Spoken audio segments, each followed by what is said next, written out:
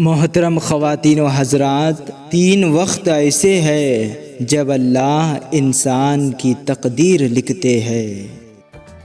دوستوں، آگے بڑھنے سے پہلے ذرا اس ویڈیو کو لائک کریں اور ہماری محنت کو کامیاب کریں۔ ساتھ ہی ہمارے چینل کو سبسکرائب کر کے رکھیں اور بیل آئیکن بھی دبا لیں تاکہ آپ آنے والی ویڈیوز کے بھی لطف اٹھاتے رہیں۔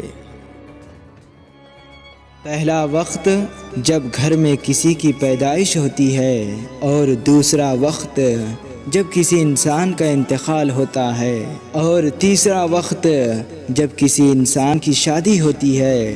معزز سامعین، جب کسی کی پیدائش ہوتی ہے تو اللہ اس گھر میں اس پیدا ہونے والے بچے کا رزق گھر کے لوگوں کی تقدیر میں تحریر کر دیتا ہے، اور جب کسی کا انتقال ہو جاتا ہے تو اللہ اس انسان کا رزق اس کے گھر کے تقدیر سے مٹا دیتا ہے، اور جب کسی کی شادی ہوتی ہے تو اللہ وہ عورت جو گھر میں آتی ہے اس کے حصے کا رزق اس کے شوہر کے مقدر میں لکھ دیتا ہے۔